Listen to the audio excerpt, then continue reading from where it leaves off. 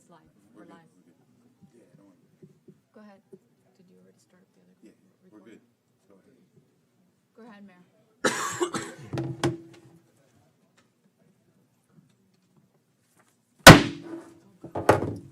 Call to order. Time is 7:11 p.m. Tuesday, November 23rd, 2021. We'll start with the Pledge of Allegiance. Use the flag up here. Pledge allegiance to the flag of the United States of America, and to the republic for which it stands, one nation, under God, indivisible, with liberty and justice for all. Roll call. Clerk Commissioner Hodgkins. Here. Vice Mayor DeVille. Mayor Jacobs. Here. We have a quorum. Additions, deletions, and withdrawals to the agenda. None. We do need to add one. It is for the elevators, and our Public Services Director, Clark, will be going ahead and making that presentation. Thank you very much. Clerk Commissioner Hopkins. Hold on one second. Got to finish the additions, deletions, withdrawals. Real quick.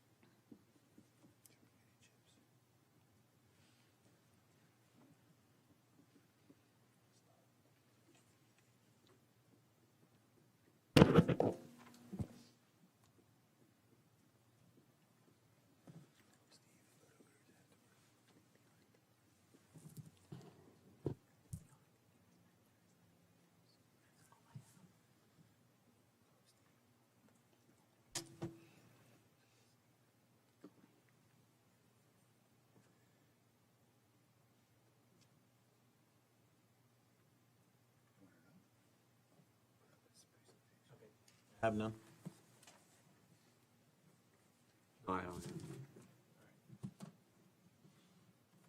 Here. I'd like to 7-6, 7-7, 7-8, 11-4, and 11-10.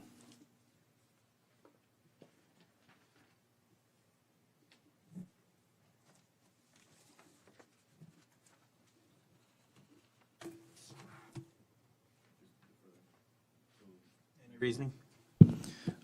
Yes, it goes back to the previous meeting and the whole budgetary discussion.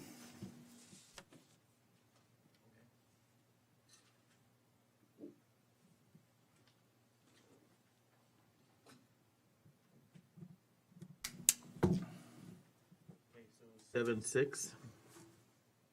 7-7, 7-8, 11-4, and 11-10.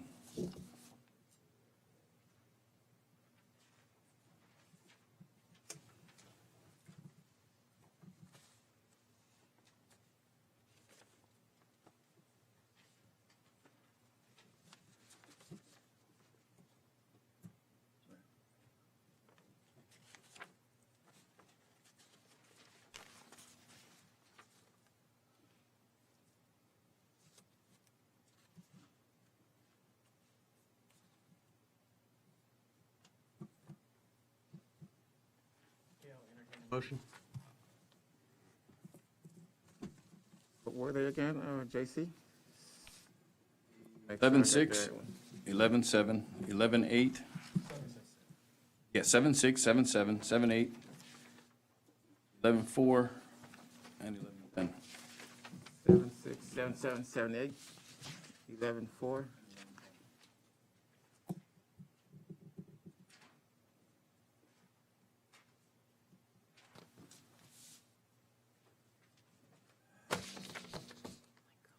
Motion to adopt minus 7-6, 7-7, 7-8, 11-4, and 11-10. You're starting to freak me out. Stop. This one. Second? Second. Discussion. Be moving these to the next meeting? Yes, sir. Like we discussed. Move to the next meeting. Okay. You have the clicker. Roll call. Clerk Commissioner Hodgkins, Here. Vice Mayor DeVille, Here. and Mayor Jacobs. Yes. That's for the changes to the agenda. Yes. Okay. All right. Number 5, public comments. Public comments related to the agenda items, good welfare, open to public comments. Any public comment? Anyone sign up?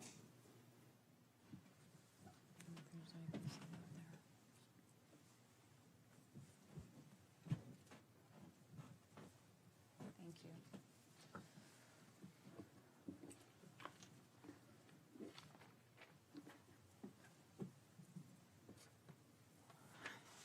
Yes, I believe these are the two gentlemen that are signed up, which is Mr. Jeff Zito and Brian Adler. Oh, okay, sorry. Okay, we'll hold off on that. That's for All the right. ordinance. No public comments. We'll move on. Presentations, none. Consent agenda. Let's get this out of the way. I'll entertain a motion. Motion to adopt the consent agenda. Second. Discussion? Roll call. Motion by Vice Mayor DeVille, seconded by Clerk Commissioner Hodgkins. Vice Mayor DeVille, Yes. Mayor Jacobs, Yes. Clerk Commissioner Hodgkins. Yes. Consent agenda passes 3-0.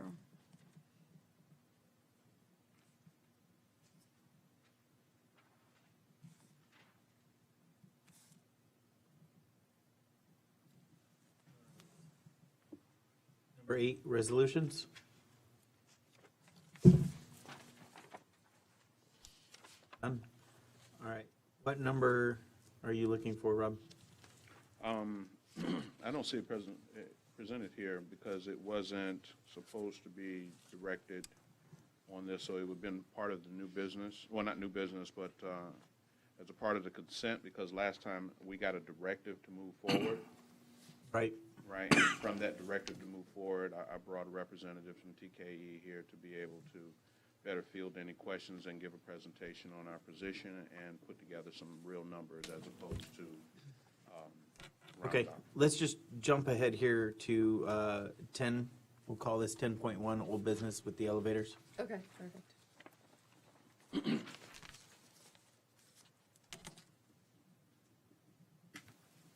Can I make a suggestion that we take the ordinance, these gentlemen first, and then we do the presentation for these people?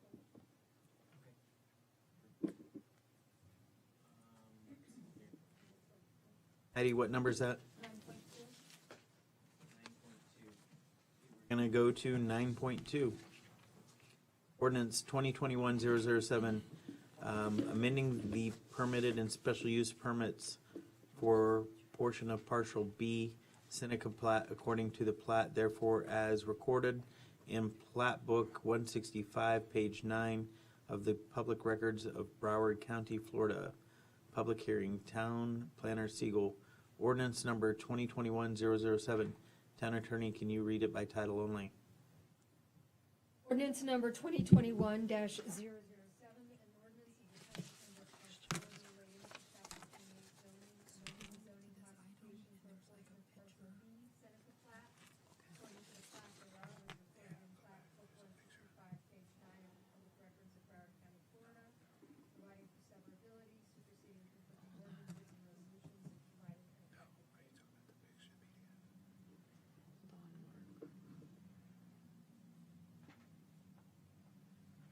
Right, Heidi, go ahead. Ready? Good evening, Mayor, Commissioners. Heidi Siegel, Town Planner. The item in front of you is advertised as a public hearing. So my recommendation is after I go over the item and before the applicant speaks, you open it for public comments, close it for public comments, and then we'll proceed with the presentation so we can check that box that we've met the state statute. This is the first step of the large development coming to the 6-acre site on Houndale Beach Boulevard. And what this does is it cleans up some ordinance zoning language for the site. To give you a little background, the item was heard by the Planning and Zoning Board, and they did give a unanimous recommendation for what I'm going to present tonight. There are special advertising requirements by Florida state statutes, and it was advertised according to those. So within the B1 zoning district along Hallandale Beach Boulevard is this parcel of land called Parcel B of the Seneca Plat. We'll call it Parcel B as we go through the presentation. In 1996, the former owners of the Seneca land, and specifically Parcel B, asked for some restrictions to be placed on the property. It was actually to limit what could go on there. And in order to do that, the town enacted an ordinance at the time instead of amending the B1 code. Then in 2003, the next owner came in and asked to expand the uses that went on to the Parcel B. Those included and led to the development that you know as the former BSO office now, as well as the credit union. It also is the recent car wash that you approved. Again, it's not in the zoning code, but instead regulated by this ordinance. So now the current property owner and their agent would like to further amend this ordinance, again, not the B1 zoning district, to change some things around and allow a different use. So as I walk through this, I just want to remind you that all of these changes in this ordinance will only apply to Parcel B, which is what you see on the screen. So Parcel B right now, starting on the left, is the proposed car wash, the existing credit union, the vacant former BSO office, and then the 6-acre site. So it's a very limited area that what we're going to discuss tonight applies to. Currently within that ordinance that regulates what can happen there, it says that gasoline stations are a special permit. A special permit requires certain notification requirements, as well as the way our code is written for special permits anywhere in the city. They can be revoked at any time. And if we're looking to do some redevelopment in the town and bring in some heavy hitters, the last thing we want to do is have them on pins and needle annually, say, this commission is very friendly to the proposed development, and then in 4, 8 years, whatever, the next commission's not friendly to the development, and Wawa has invested all this money into our town, and their use is not reapproved. So by doing away with the special permit regulation and making it what we call by right, it gives them a sense of comfort. So they're requesting, the applicant is requesting that we allow a gasoline station limited to one in Parcel B. So that means we're not opening the door for any others within this limited area, and it would just be the one related to the development that you will be seeing next month. Currently, self-storage facilities are not spelled out as being allowed within Parcel B, and the applicant is asking to allow self-storage within Parcel B by right as well, so without a special permit. The proposed language says that it would be one within Parcel B, and it should have a maximum building height of 55 feet. That's a nice concession I'd like to point out, because the height allowance within the B1 zoning district, which also regulates Parcel B, is 100 feet. So they're agreeing to no bigger than 55 feet for self-storage, and also that the exterior storage bays would not front onto Hallandale Beach Boulevard.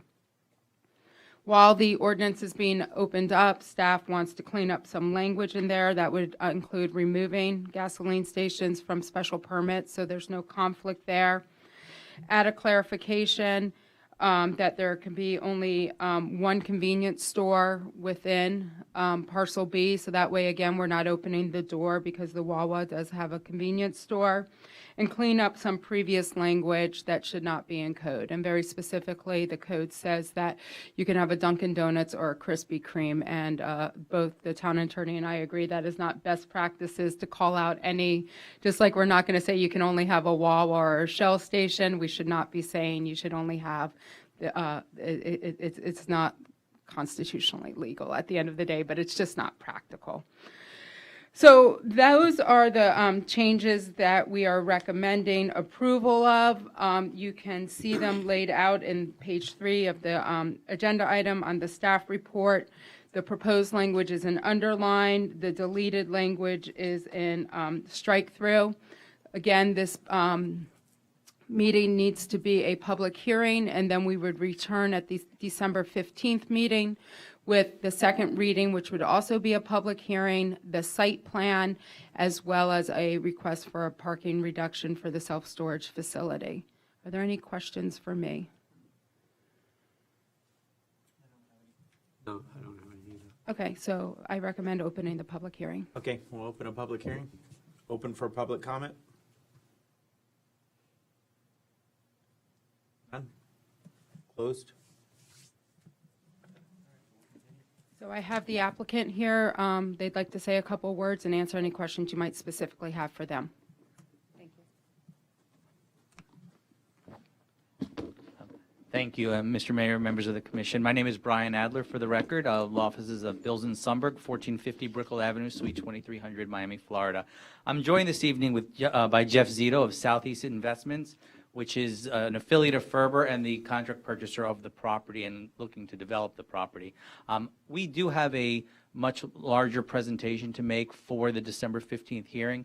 What's before you this evening is a first reading of the ordinance. So technically, actually, the site plan is not advertised because it cannot be approved or adopted right now until the second reading of the ordinance.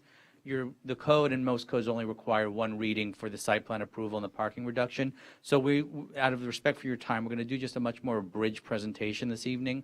The ordinance, as Ms. Siegel was noting, is in 1996, when this area was being developed, it was a blank slate. This was 90 acres, about 90 acres, 88, 89 acres, that was platted. The plat was ended up being recorded in 1998. The 1996 ordinance was while that plat was going forward, and you had this blank slate, and they said, okay, what do we want to go on this property? We're going to treat the back property, the back 70-something acres, a little bit different than the front property. And the front property is about 13 acres of Seneca Park, which after you take out the roads, it's maybe 10, 11 acres of actual developed land.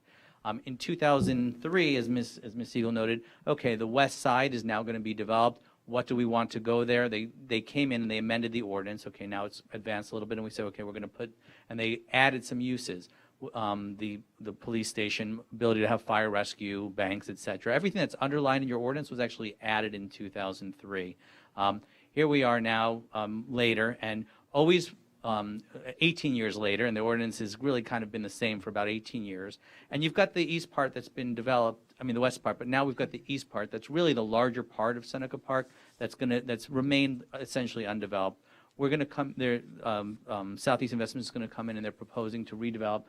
We're going to be coming in with this site plan before you next month.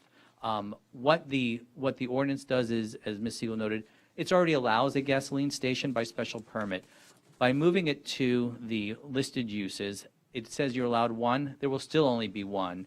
It then adds an additional restriction that it can only be located on a corner. So it actually limits where it can be located to just essentially the Broward, the former BSO site, or the corner that we're seeking to redevelop. And then the storage facility, again, is adding it. It is limited to one single use of the storage facility. You know the east side is developed. The site plan comes before you, so what you would be approving today on first reading is to allow that ordinance to go forward so that we can present fully for you the full benefit of the site plan that we're going to have and come before you next month. So with that, we are here for questions. We want to be respectful of your time. We know it's been a long evening, and we do want to take the opportunity to wish you a very happy Thanksgiving, and we are here for questions. What are the So the four businesses are on the westernmost side, on the corner, is a gasoline station. It is going to be, or it is anticipated to be, a Wawa. They're in the lease stages right now. It's in the process of being finally executed. A lot of that obviously is not based on the outcome of these hearings, but it is partially executed. It's on the way to be fully executed. On the easternmost side is the self-storage facility that is under contract to be able to proceed. The two middle parcels, one is slated to be a fast food restaurant. Right now they are in discussions with Popeyes. There is a process. Every franchise entity has processes, the review, et cetera. It has been going through that process. There is a tremendous amount of interest, or there's a lot of interest. Tremendous is a big word, but I'm going to say there is a lot of interest, I think, on the third parcel as well. And what we are working through, and they are evaluating different options. We'll be in discussions with the town. This is the site plan that's before you. Changes to this site plan would have to come back to you. So as those, if those uses are redefined, et cetera. But we know the Wawa is basically has got the green light. The storage facility has the green light. There's and then there's still proceeding on the two middle parcels. So, and we may have a further update on December 15th. So, Questions I had, do you have any? No, I don't have any questions. Now, the self-storage is 55 feet? Is that what you said? How many stories is that? it's 4 stories because the heights of self-storage are a little higher, but it's 4 stories. We do have a rendering for when we come before you.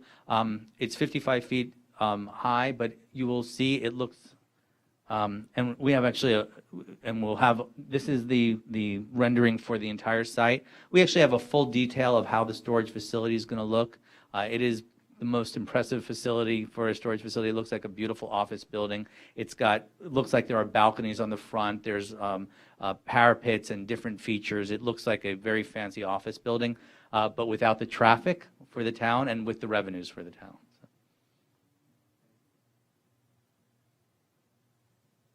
Questions? I don't have any, thank you. Thank you. We'll see you next month. Thank you. Mayor, if I may, Brian just said something that reminded me. I was prepared for this question, and it wasn't asked, but I think it's important to note, on Park Road, there's a self-storage facility that was built around 2017, 2018. In 2018, the assessed value for the property was about $2 million, which brought in overall with all taxes, everything all in, including the city, $45,000 was the taxes. By 2019, the property value had gone from 2.1 to 9.6, and it brought the taxes, again, it includes the county's portion, to $210,000. So there's a big difference when you go from that vacant piece of land, and this is just using the self-storage as an example.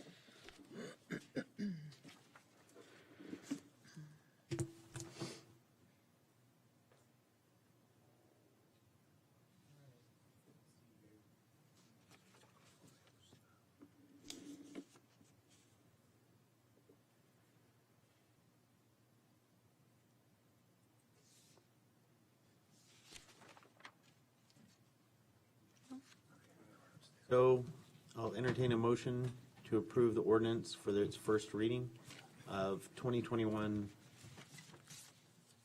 00.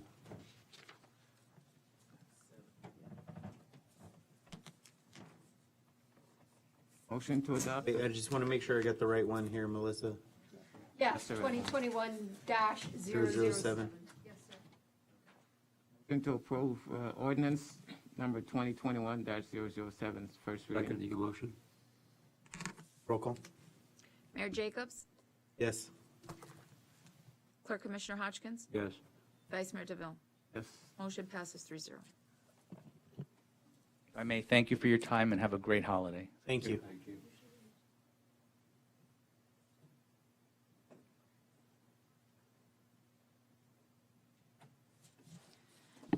And second reading is scheduled for December 15th.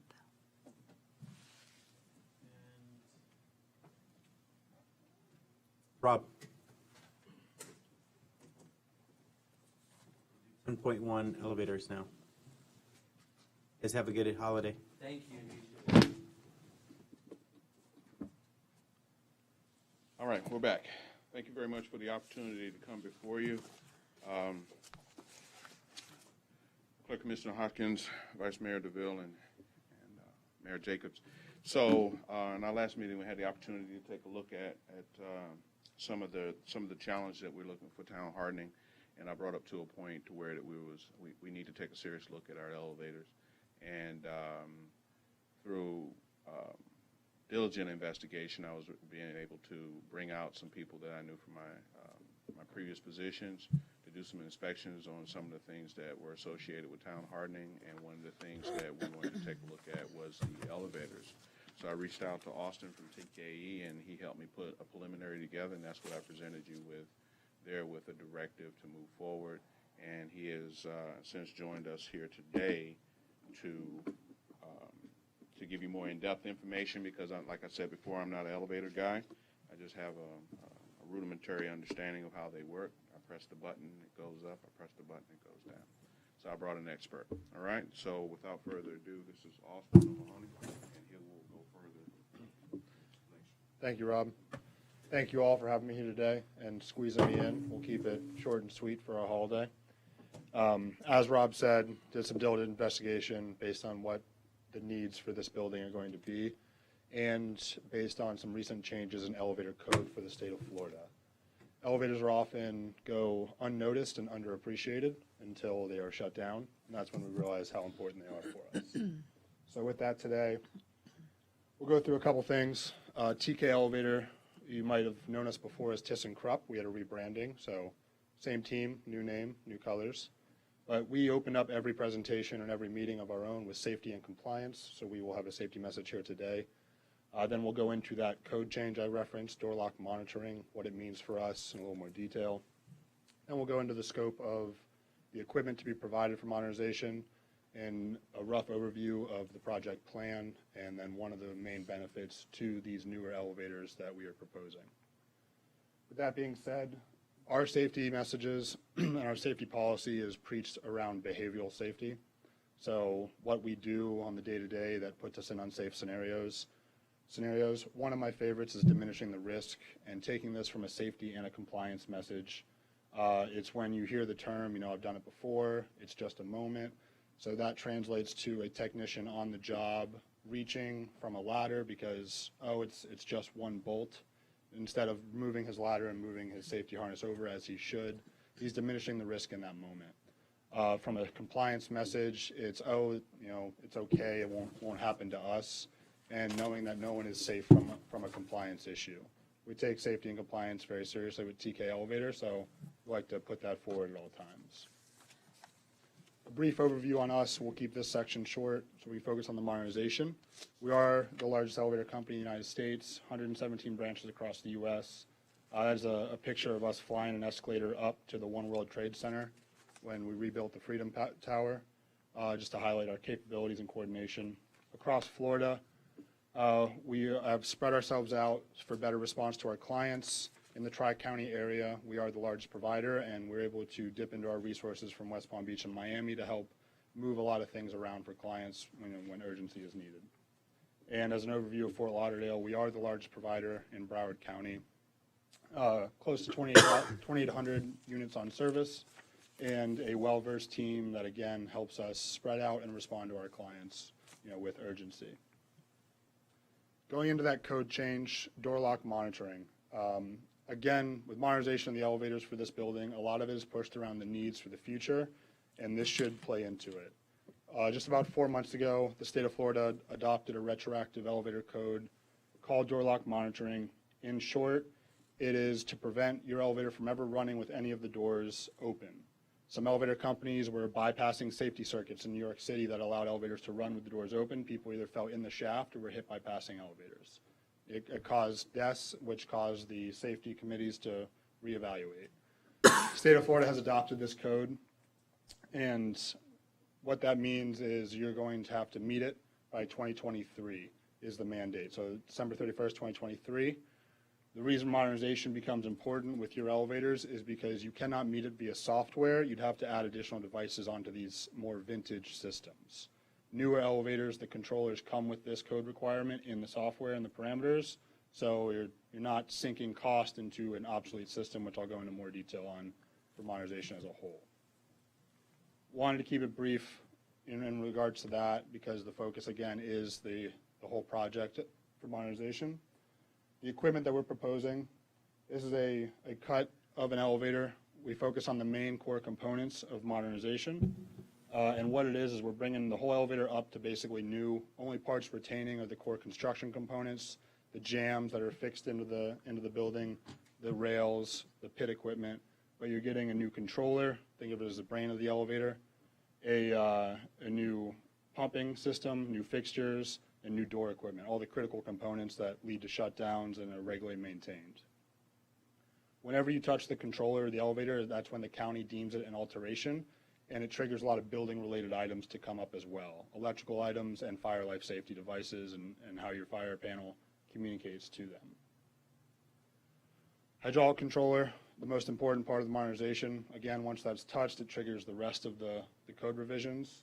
Within this, a lot of newer equipment.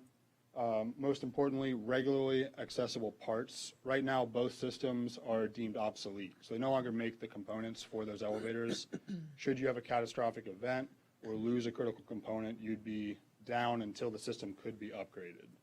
With the timeline I'm about to go into and with the cost I'm about to go into, much better to plan and be proactive rather than be reactive in this scenario. A lot of the times the emergency comes up, being that we're in the state of Florida, buildings are struck by lightning or lightning in the area can fry electrical systems. If one of these critical components are fried, you'd be in that situation where you're forced to modernize.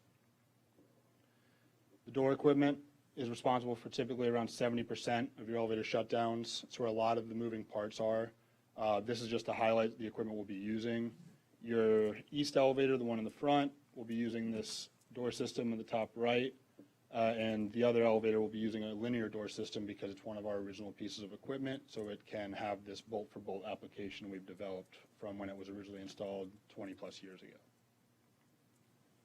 Hydraulic pumping unit, changing out the dry motors you have in the machine rooms now, putting into a motor that's fully kept in the oil and the reservoir, so it's a little bit quieter, a lot smoother functioning. With the new machine rooms and the AC being added, it helps keep the system cool, to help prevent those overrun shutdowns in the summertime. And with the amount of people coming into this building, these elevators are going to start running a lot more than they have in the past years. This is just an example of the fixtures that will be used in the project. There will be a submittal phase. Should anything move forward, you would get a sign off on before we go forward with ordering and positioning things for the project. And here's a rendering of the cab interior that would be included on these projects as well. A new ceiling with LED lights and new applied panels with stainless steel reveals give a much more updated look to match those fixtures that'll go in there. So briefly over the equipment, because more information can be provided on that at all. A lot of the plan around modernization needs to be done in the front end. So pre-modernization, mobilization, and modernization is how we break up the project. If this does go forward from contract and approval and from deposit is when we're allowed to start going to manufacturing. We would come and do detailed engineering surveys to iron out the last phase of submittals. That is about a 2-week process. From there and from deposit, it goes to production. Production is around 10 to 12 weeks, depending on where you hit the factory floor and what materials we'll be utilizing. From there, it's about a 4 to 5 week install per elevator. So 4 to 5 weeks of true downtime, and then 1 week of turnover. So in a perfect world, from signature and deposit provided to turnover of the first elevator, you're looking at about 17 to 19 weeks. So that is if you have one of those catastrophic events where these parts are no longer available, you're out of an elevator for that entire process versus being proactive and us having everything staged and ready for an upgrade. Benefit there. Most importantly, with these new controllers we'll be putting on is what we call our Max Service tool. The Max Service tool is a predictive analytics device that we worked with Microsoft to develop for our elevator controllers. And what it is it's bringing you into the 21st century of elevators and IoT. Every elevator will communicate back to the cloud for us, which all the faults that your elevator tracks every millisecond is being watched and calculated. We've developed these predictive analytic patterns to see when a fault is coming, to ideally notify our technician before the elevator shuts down so he's able to get here in advance. What that does for you is it changes the elevator experience more than anything. Today, the elevator breaks. Someone in the lobby has to find it. Someone in the building that goes to use it finds out. Service call is placed. It takes time to dispatch the technician. We come out on site. We find out we have to troubleshoot. We have to find parts. We need to order parts. We come back another day. With our MAX device and these fault codes that we're tracking, we're notified that the elevator door is having trouble closing on the 3rd floor. It makes 10 attempts before it makes contact and takes off again. And it tells our elevator technician, it sends him a ticket and says, I'm having issues on the 3rd floor with my door. You need to come out or I'm going to shut down. And it's one of these 4 items. We're at a 100% hit rate, depending on what item that is generating that fault for a fix. What that translates to you is that we are dispatching with the part in hand instead of waiting to come on site and identify something to order.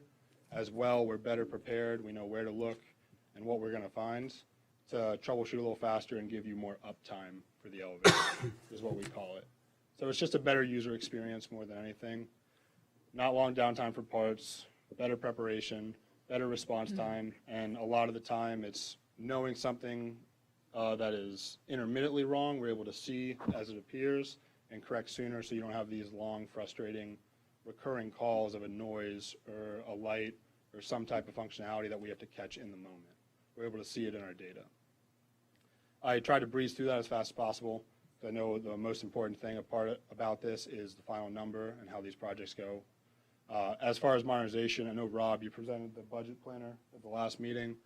I was able to firm up the contract price and send Rob over a formal agreement for consideration utilizing the Sourcewell purchasing agreement. It's an agreement we have in place at other entities in the county.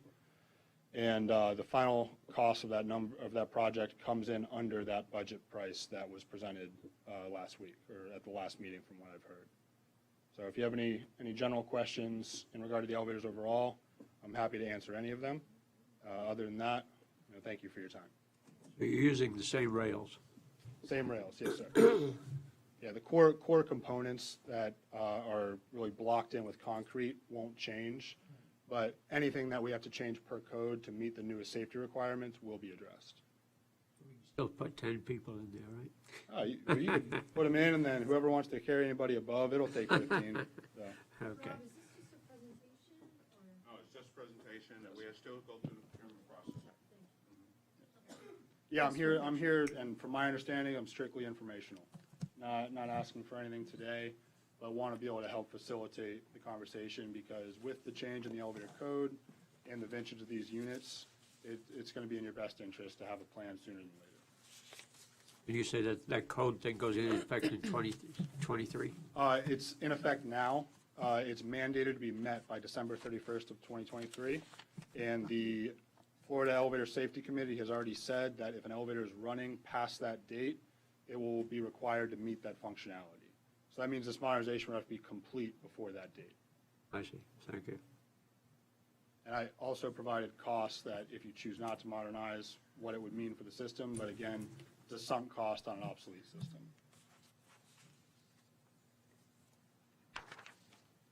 How much for a fresh coat of paint in the stairwells? What's the response time once they get an alert? Response time, standard response time for us during regular hours is about 2 to 4 hours, which I'd say is in the top % of elevator companies. But there is a hierarchy. So if it's an entrapment, the MAX device isn't going to pick up that someone's trapped. We're going to get that from the phone. They're going to hit that phone button immediately. That is everyone closest in the area by GPS drops what they're doing and responds, let the passenger out. We try to seek entrapment response time in about an hour or less.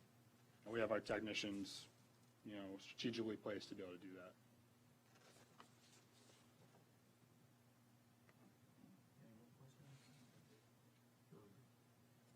that. No, thank you for having me. I'd like to reiterate that I want to thank Austin. He took time out of his busy day here to speak the real language. I'm a neophyte when it comes to these things, but we just want to make sure that we move in the right direction as a part of our building hardening, and we consider these elevators. So thank you very much for your time, Mr. Mayor, distinguished members of the commission, and I'll see you in a few more minutes. Thank you.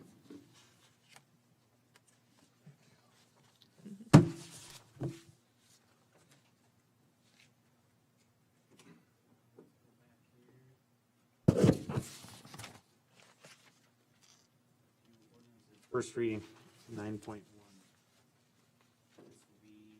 Ordinance. Department Directors, Attorney Anderson, ordinance for public comment. Open for public comment.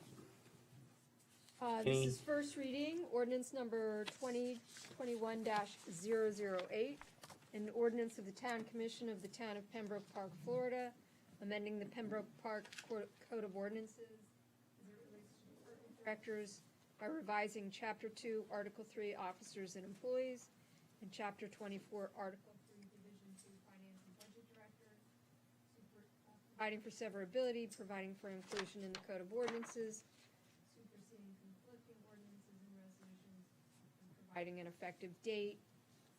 I'm going to let JC talk a little bit about this, but basically, as part of my ongoing effort to update our code, this was sort of the next one to be done. It's very early in the code, and it's also it applies to how the town runs. And JC and I have discussed, and Yolanda have discussed changes to this portion of the code, things that are out of date, insert things that are more up to date, and to make sure that the town can function well. Mayor, Vice Mayor, Clerk Commissioner, what this is, as you recall, maybe a month ago, when one of our employees was presented to you here, and I made a recommendation for termination. I'm trying to avoid having those airing of dirty laundry, if you will, in a public setting. I don't believe the dais is for that. And so this ordinance will change that so that I can handle things internally. That's what the gist of this ordinance is. I think it would have been a little more appropriate to sit down with all the commissioners and go through this ordinance before we brought it forward. I can do that as well. That's fine. Best way to go with this ordinance, so that way we understand it a little better. Okay, not a word. I can do that too. Yeah, pass the gavel over here. I'll make a motion to table this item for further discussion. Well, this is just first reading, and then we can pass it, and you and JC can talk to you about it between first and second reading. And then if you want to change it, we can bring it back again for first reading. It's whatever. You guys do what you want. I'm just giving you an option. This is only first reading. If you pass it, it doesn't mean it's law. It means you get a second bite at the apple. Just giving you your options. I'll start with tabling this item for further discussion, where we can meet with all three and be able to discuss it a little further before we bring it for first reading. Is there a second? I'll second. Yeah. Discussion? Sorry, I passed the gavel. Discussion? Well, I think we all need to sit down and go over this ordinance in detail so we know exactly what it's about.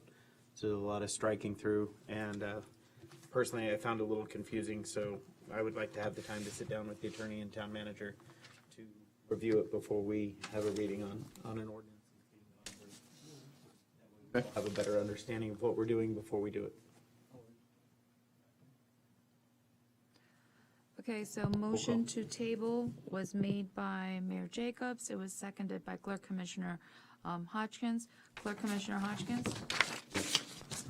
Vice Mayor DeVille? Yes. Mayor Jacobs? Yes. Motion passed. Item's been tabled. Is it tabled to the next meeting? Because normally you put a time. I'll make sure I meet with them, and if it's not the next meeting, it'll be the following one. Okay.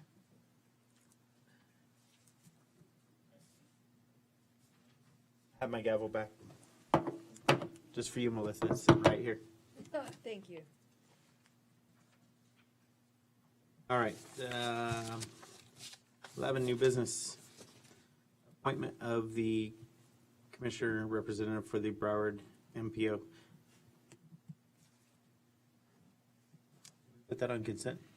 Well, okay, so some of the items that you're going to go through now, you've already put on consent just at the last meeting. Okay. So I can go through. Let's go through them real quick. Okay, so the first one is already on consent where Right, Clerk 11-1. Commissioner Hodgkins has agreed to take on that, that duty. Oh, let me clarify for me. So what you're saying, Marlene, what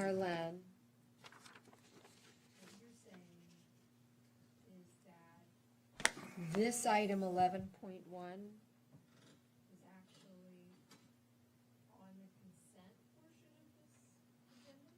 No, at the workshop we just had, Decided to put it on, Consent. consent.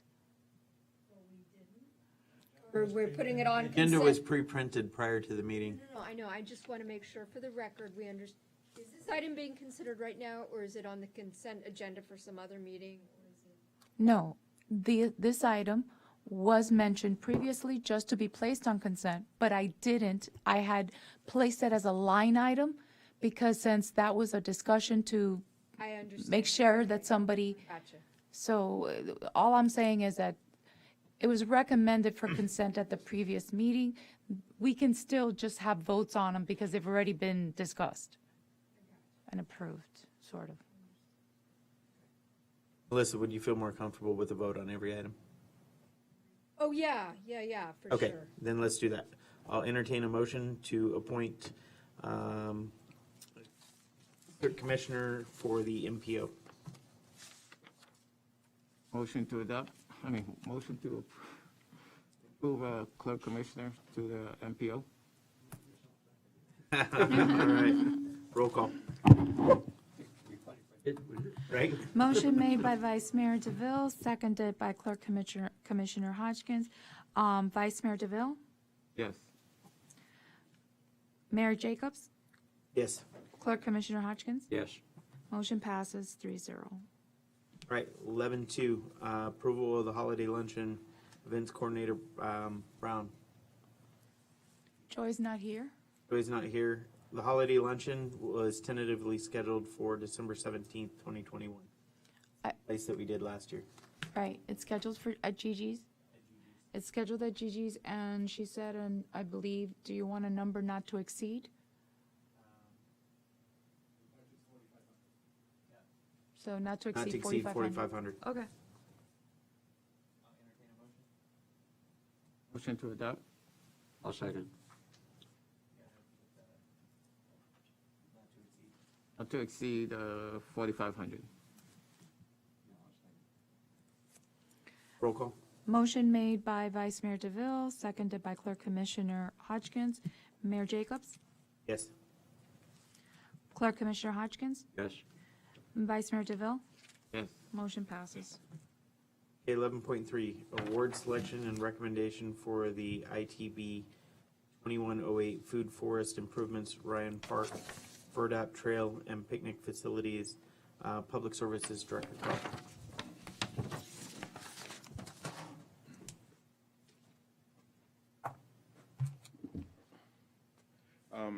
Thank you for the opportunity. We're right back here where we need to be concerning the food forest. We're recommending to approve. I know there has been a little bit of discussion with Commissioner Hodgkins, and I think we resolved those. Okay, so we resolved those issues, so we think that we should be able to move forward with the recommendation to do the food forest trail. Who are you guys recommending? The company is Kalos. Not them? No, I'm sorry.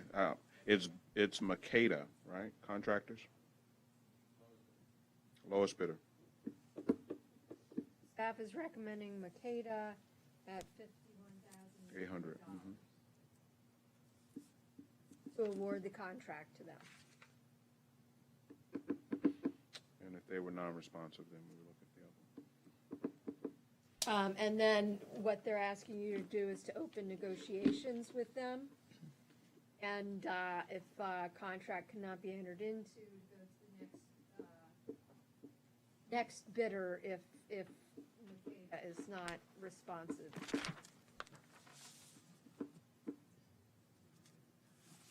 These people are always required to put up performance bonds and all that. Good. I don't know if it was included in the RFP or the ITB, was it included? I don't know. I don't know if it was included in the ITB. A bond, you want to know surety if there bond. was a bond. Yes. Yes. Yes, there should be.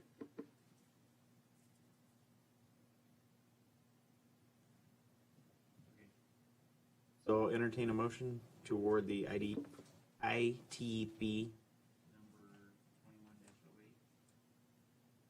I'll make the motion.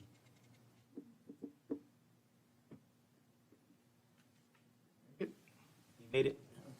Second. Roll call.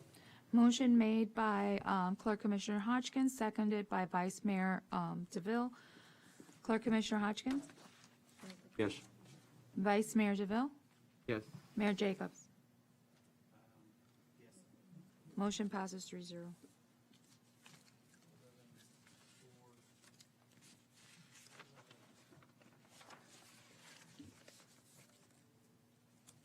Eleven five, fire assessment fee, or fire assessment study, Town Planner Siegel. Mayor, as I've mentioned in the past, I'm looking at the possibility of establishing a fire fee. Right now, we have our millage rate is the third highest in Miami-Dade, Broward County. Discussed this several times about separating out of the ad valorem tax like every other city does. The monies we pay for fire services, our contract with BSO, there is a mechanism in place through the state that we can charge a fire assessment fee to recoup that cost. The theory or the idea behind it would be to charge that separately so we can lower the millage rate, bring a little relief to the. Thank you. Had this discussion multiple times to get this done. So where are we at? So the item in front of you tonight is actually the first step, the first two steps. The one is we need to do a study. It's required by Florida statutes to do evaluation of our fire cost and how we would then distribute those direct costs to our users. So we have an ongoing, we have a current contract, I apologize, with Tyndall Oliver. They're doing our impact fee study, but they also do fire assessment studies. They're one of those rare firms that do this. So the agenda item in front of you is actually asking for an amendment to the existing contract to allow them to do a fire assessment study for us. The second part of my request is just to get a general consensus and go ahead that we can advertise the notice of intent to possibly do a fire assessment, and a draft of that notice is in your backup. That is a requirement by Florida statutes that we have to post in the newspaper before we pass the resolution for the fire assessment. It doesn't commit us to any fee, any specific number. It just says that we are going to use the method to perhaps levy this assessment against property owners.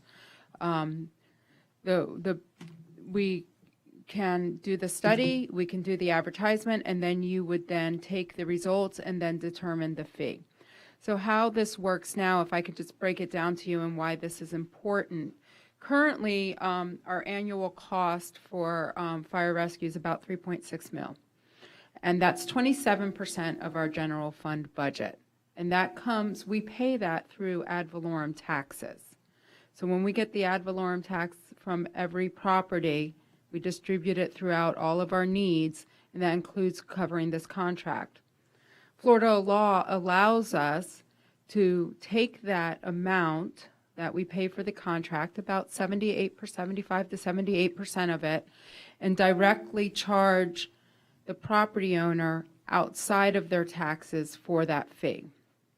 So it's only about 78%, 22% would still need to be covered by the general fund. By just covering 22% of our fire assessment, it would only be a 6% impact to our general fund. Right now, the ad valorem taxes is based on the value of a property. Well, they're always based on the value of a property, and we're covering the fire fee based on that value of property. What the fire assessment would identify a cost for each land use.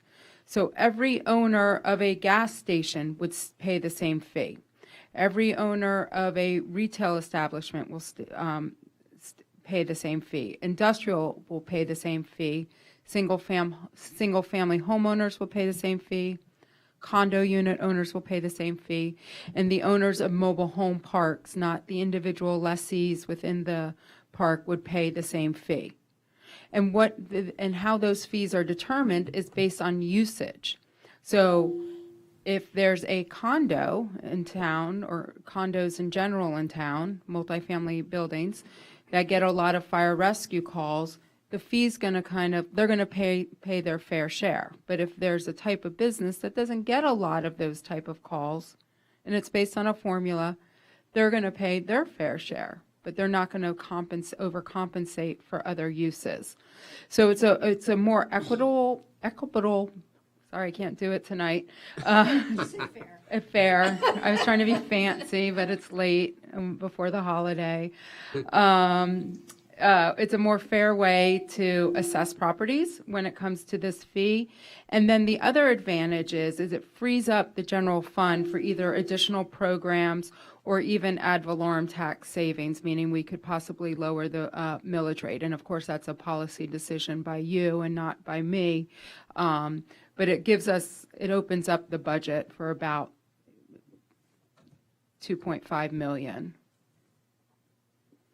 So what we're asking tonight is approval to amend the Tyndall Oliver contract, and then to advertise just in case we are in a position to proceed with the fire assessment. What is the, go ahead. Motion? Second. I was going to ask a question. What We'll would move be into like the discussion effect? afterwards. I'm sorry? We'll move into discussion. Second. I said motion to, I'll entertain a motion. Motion to adopt. Okay, discussion. I would like to know how that would affect business coming into town. Is it going to make a derogatory? Let me take a moment to explain for a second. We're one of the highest when it comes to ad valorem tax in Broward County. When people look at our tax base for bringing in new business, we're at 8.5%. So the maximum you can get is at 10%. So seeing how we're sitting so high, it makes businesses not want to come to our town because it is so high. If you look at other towns and municipalities, they have this fire fee put in place where their ad valorem tax is lower. Here in Pembroke Park, they mix the fire fee in with the taxes, or the fire in with the taxes, so our ad valorem taxes is high. So the whole point of this and the whole reason this has come forward that I've been discussing with JC and now Heidi since she's been here is when we put in the fire fee, it's what do you call it? Revenue neutral, right?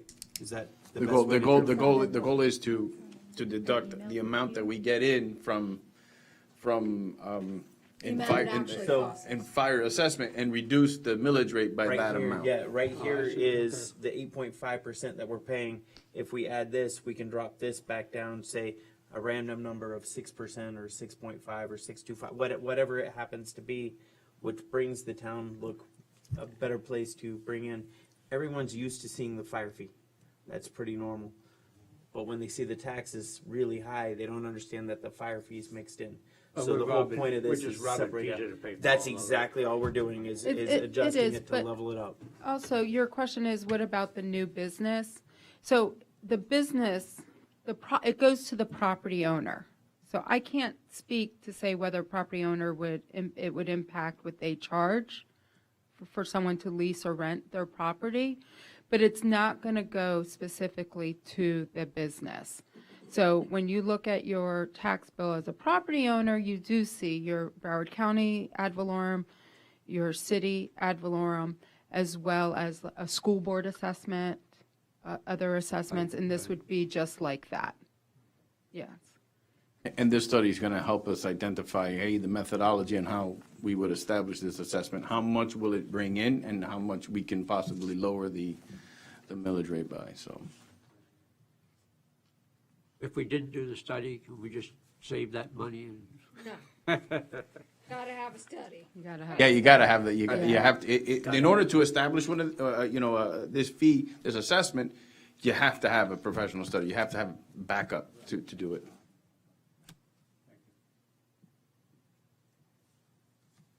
Discussion?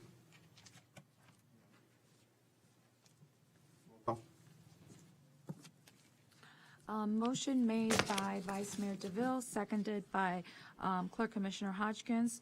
Vice Mayor DeVille, Yes. Mayor Jacobs, Yes.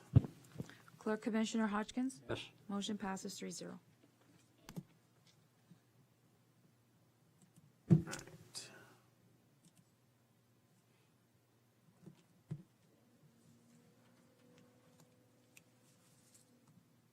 Notice of 11.6, notice of proposed government facility impact fee scheduled, Town Planner Siegel.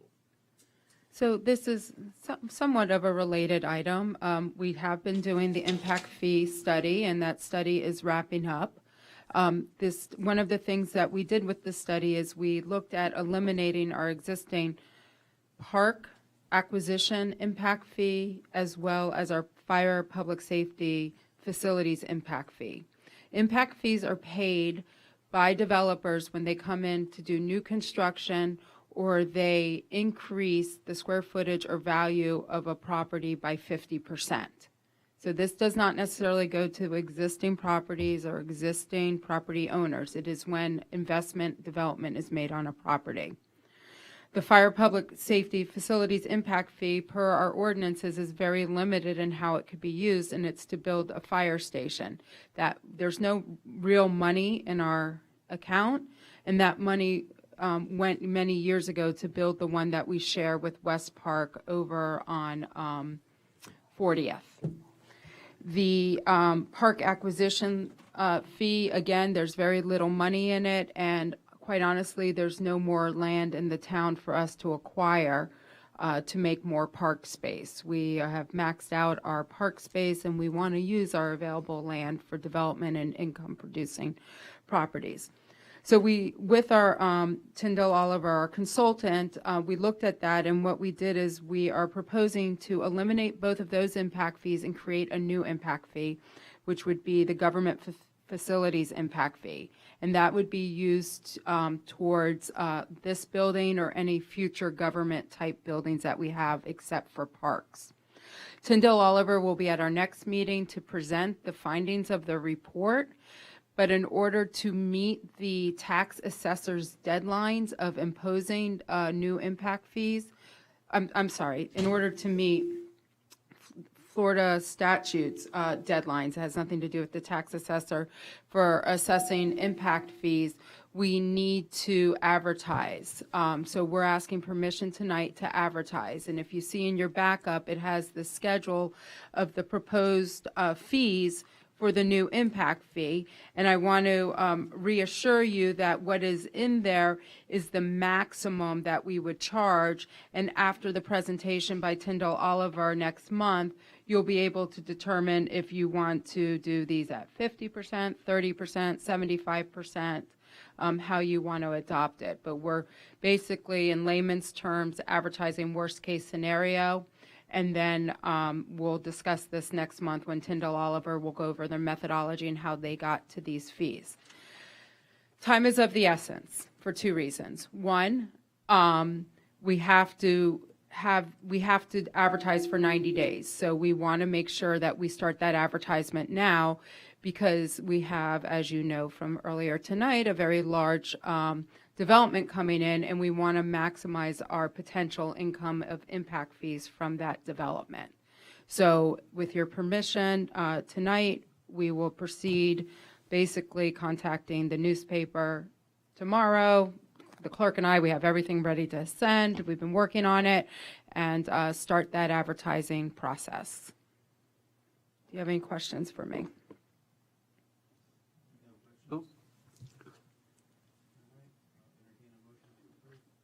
Motion to approve. Second. Discussion? Roll call? Motion made by Clerk Commissioner Hodgkins, seconded by Vice Mayor DeVille. Mayor Jacobs? Yes. Clerk Commissioner Hodgkins? Yes. Vice Mayor DeVille? Yes. Motion passes 3-0. Okay, 11-7.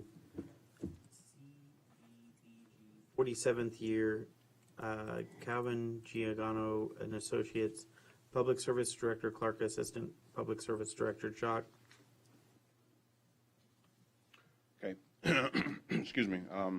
Thank you for entertaining us. Again, we're back here for the CDBG 47th year. Calvin Giordano, they offered a $18,000. I think it's on the board here. The cost associated with doing their survey, and it outlines all of what the services that they'll be, the engineering services that they'll be providing, and for the additional safety lighting for the preserve across the street. We recommend that we move forward with this cost associated with it in order to approve the lighting.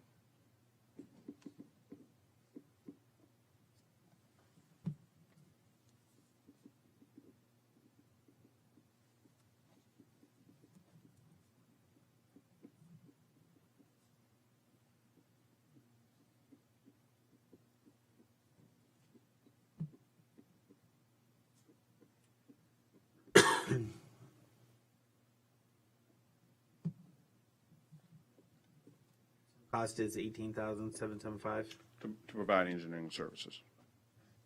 That's just to put things together, and there's an outline, excuse me, specifically as to the services that they will and they won't provide. Right. So, not to exceed Not to exceed. 1,000. Okay. I'll entertain a motion. I'll motion to go ahead.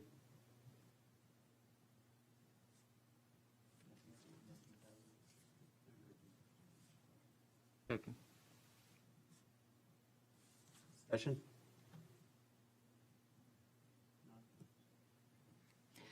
Motion made by Clerk Commissioner Hodgkins, seconded by Vice Mayor DeVille. Clerk Commissioner Hodgkins? Yes. Vice Mayor DeVille? Yes. Mayor Jacobs? Motion passes 3-0. Right. 11.8, Flag Design, Public Service Director Clark. Yes, we're here again with the flag design. Thank you very much for entertaining this. This is something that is near and dear to my heart, and I thought that the town deserved a flag, and here are the 4 options that we're taking a look at. Personally, I like A and D.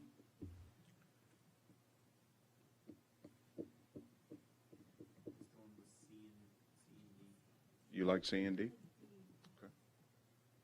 B, A, and D. Something with color. I like Sounds D out also. better. You say boring? I heard you all the way over here. You heard that, right? No, she was saying that C is boring. I heard her like because I C. said I liked C. I like C as well. Hey, I like basic. It's I have pink rain shoes. all right. What do you guys like? Between A and D, I would say A because too much blue in D. D has too many blue. Like the color. I like D. Stands out more on A. Like D? Rob, what do you? So from a design standpoint, we're talking about 2 colors that will be C and B, and there's always a cost associated with how many you put in the color palette. So if we look at it from an economical standpoint, then we're operating with A and D with 4 colors. Fiscal responsibility with Fiscal number C there, responsibility. just pointing that out. But if we're looking to Favor. make a presence, I like D the most. I like D as well. D is in Delta. I got it. Right, so D it is. Likes D. That's what I said. D. Contrast is not Too there. much. Now, Too much blue in D. Is option A on a white background? So none of them are on a white background. This is the mock-ups. Now, Would be. what you can do is you can continue, and then I'll come back next time with 4 more. So we can eliminate, we can work through a process of elimination and strike out the ones that definitely won't work, and then I'll come back new design. All right, what are your 2 favorites? A and D, but I would go with A. Because it stands out more. Yeah, I'm C and D. So we all 3 at least said D. Staff has spoken. What about staff? We'll include you in this A. one. Changed my mind now. I like it too. We're all over the place. I'm the one with ADD. No, it's too much. D with a white background. No, All right, A with a white background. Yes. no. All right, A and D with a what white are you suggesting then? So there, What a green. I know we have a little fun around here. we can, What do you like? Which one? I would go, being not part of the town, I like D. C? C? It's not part of the pops. All right, BSO, we need your input. background. Thank you. D. How high up in the air is it? All right, so D it is. What are you recommending? I'm recommending D. Okay. D is in Delta. You want to put a cost together for us for the next? Is it in there? Did I miss it? Because I only have 1 page on it. No, she didn't put the numbers in. Oh, yes, it is. It's $395 each, and with the total cost $1185.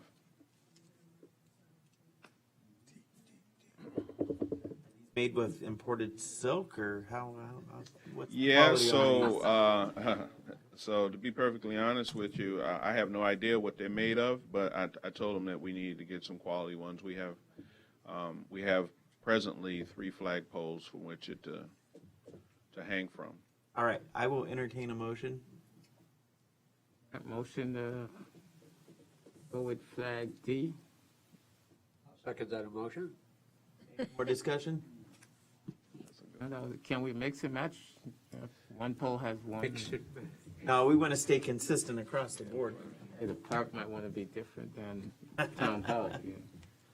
Roll call. Motion by Vice Mayor DeVille, seconded by Clerk Commissioner Hodgkins. Vice Mayor DeVille? Yes. Mayor Jacobs? Yes. Clerk Commissioner Hodgkins? Yes. Motion passes 3-0. All right. Last. Okay. Professional Engineering Design Award selection for Keith and Associates Public Service Director Clerk. Okay, this is an RFP request here for professional engineering design that we're going through. So essentially, everybody knows about John P. Lyons and the challenges that are associated with that. And we've done some evaluation and qualifications, project experience, so on and so forth. And we're recommending awarding the contract to Keith and Associates for their engineering and design. I don't know if you can scroll up and click that one for the agenda report item. There? It's up a little further. So you're recommending Keith and Associates? And you're recommending that We're recommending that they move forward, or we move forward with them for negotiation design, of the contract? for the design. But do we need to enter into a contract with them first? Are we negotiating with them to enter into a contract? And if we don't enter into a contract with them, are we going to the next highest bidder or the next responsive bidder? Or is this done because we? We have a continuing services Okay, agreement with. so this is through the I'm sorry, Yes. I'm sure I reviewed That this, is my but I don't recall if understanding, is that we're moving forward through a continuing services Is that what agreement we're doing? with this engineer. Not for this one?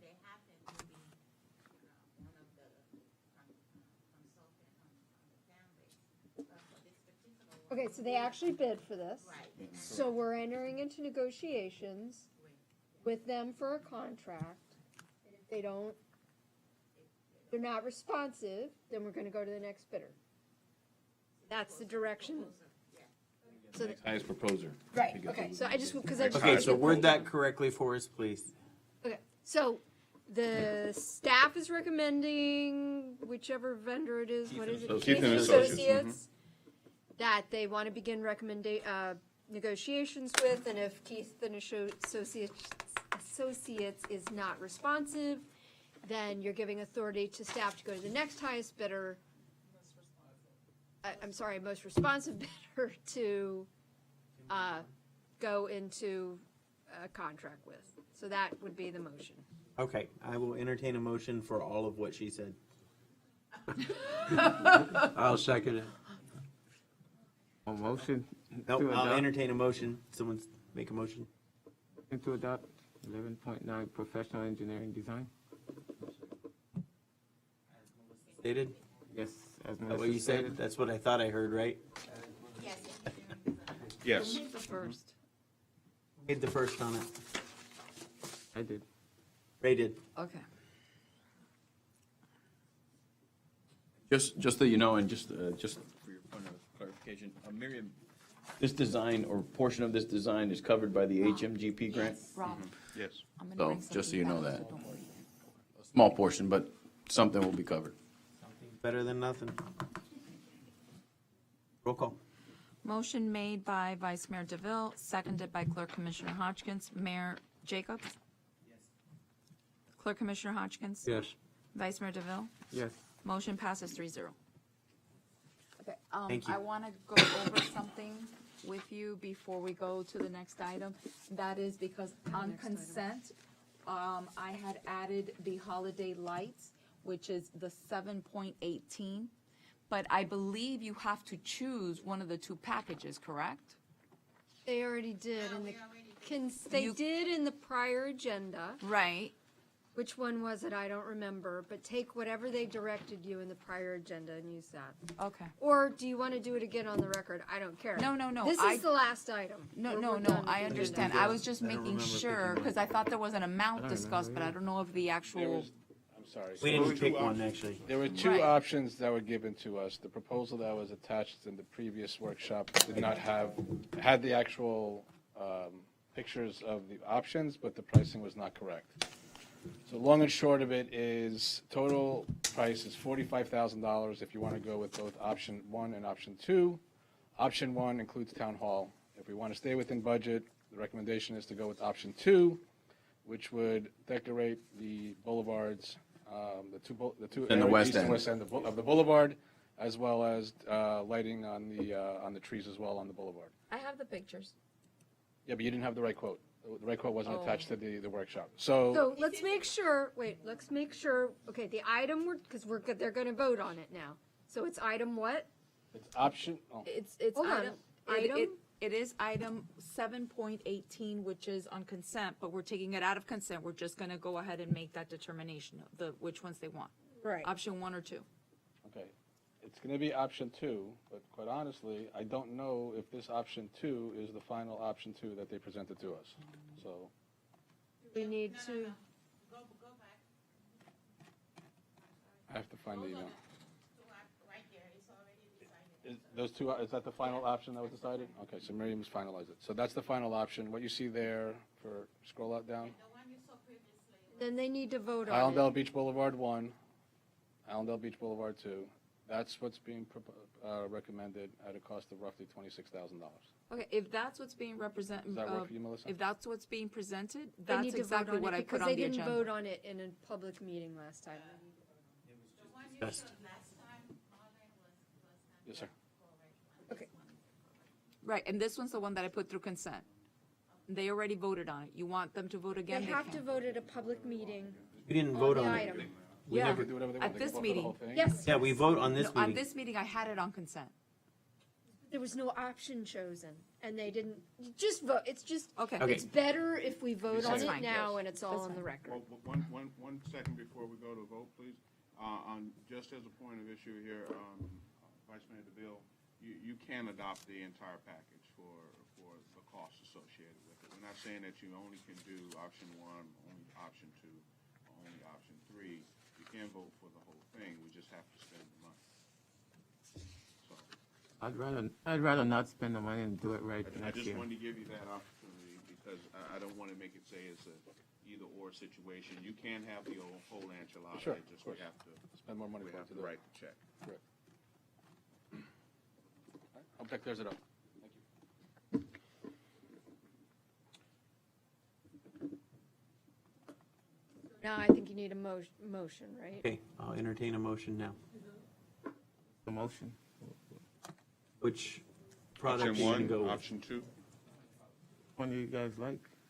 Frankly, I don't Well, like no, any. well, no, So option, the two is, there's a huge cost difference between the two. yeah, option, If you want both, right? So No, you I'll- can have, And one? you don't, option one includes town hall. Option one includes And town that's hall. within budget, right? That's the one that's above budget. The one that's within budget is, if you go up, this and to the boulevard. the other one, those two right there. So both together are within budget. No, Vice Mayor, I'm sorry. Hallandale Beach Boulevard 1 and Hallandale Beach Boulevard 2 are the only thing that are within budget. Period. If you want to add Town Hall, it's an additional. That's what I was saying. $18,000, which would take a $26,000 project and make it roughly a $45,000 project. That's what I was saying. So those are the two options. Yeah, the medians are one, and then if you add town hall, it's, Okay.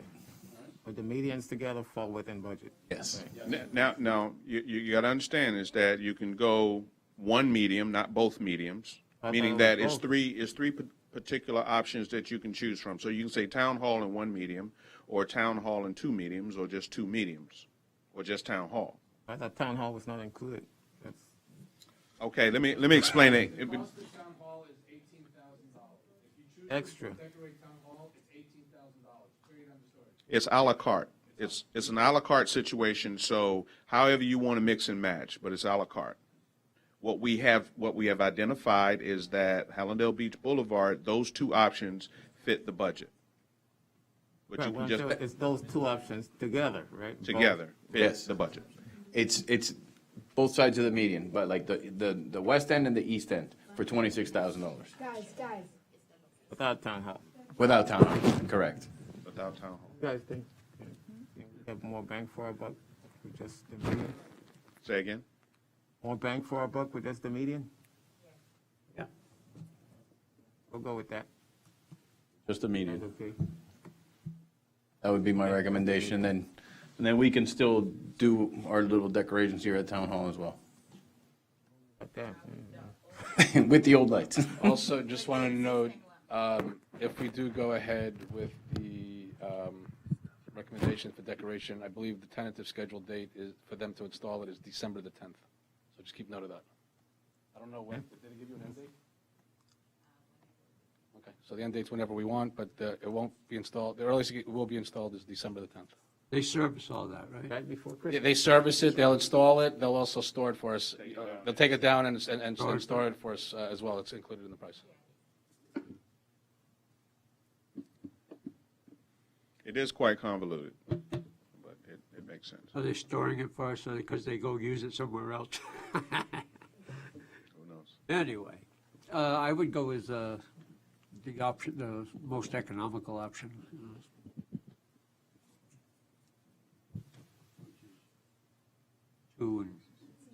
Number two, I guess. Yeah, we just need a motion in a second. I make a Take a motion.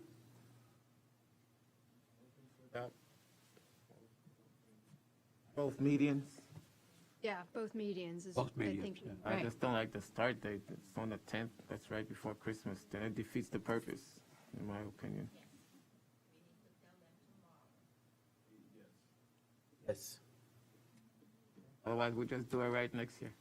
Okay, so you're making a motion for both medians, that's, okay. Only if it'll be done before the 10th sometime.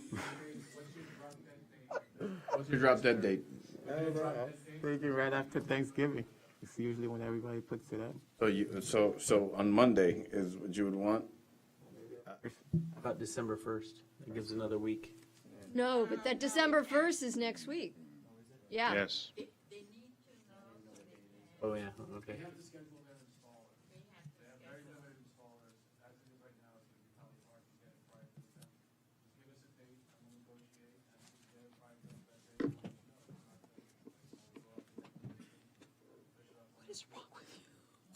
Yeah, if you give us the approval, we can do that. If they can do it before the 10th, we'll proceed. If they can't, or by the date you want, then we don't have to spend the money. You just gave us the approval, but we don't have to do it. I can scrap it. How about sometime next week, after Thanksgiving? Yeah, that's fine. I just think the 10th is too Oh, far. next week. Second? So the motion is both medians, as long as it can be installed by the end of next week. Yes. No Okay. second. Can't be done, it can't Any be more done. discussion? Okay, so they've got a motion? No, and a Thanksgiving is this second. week. Yep, we got a motion, we got a second. Roll call. By the end of next week will be December 3rd. Okay. Just call the roll. Just making Well, sure. let's just Roll roll with it. call. Okay, motion by Vice Mayor DeVille, seconded by Clerk Commissioner Hodgkins. Clerk Commissioner Hodgkins, Yes. Vice Mayor DeVille, Yes. Mayor Jacobs, Yes. motion passes 3-0.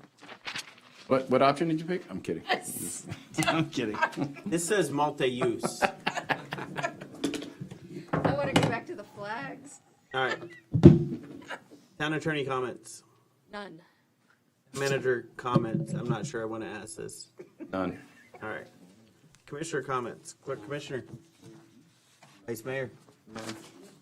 I have none. Announcements. 16.1. Possible workshop meeting Wednesday, December 15th at 5 p.m. There'll be a special commission meeting Wednesday, December 15th at 7 p.m. Toy drive will be scheduled for Monday, December 20th at 5 p.m. to 8 p.m. Here in Town Hall? That's going to be Parker.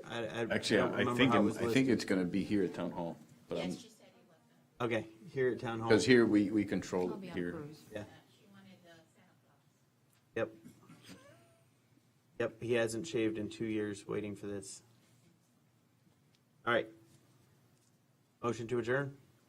Oh, the reason that I want you guys not to talk in the audience when they're talking is because the speakers, you can't hear then who's talking during the meeting. If I'm listening to it and all the audience is talking at the same time they're talking, can't make out the voices. That's why I was saying shh. That's why I was. Don't be mad at me, okay?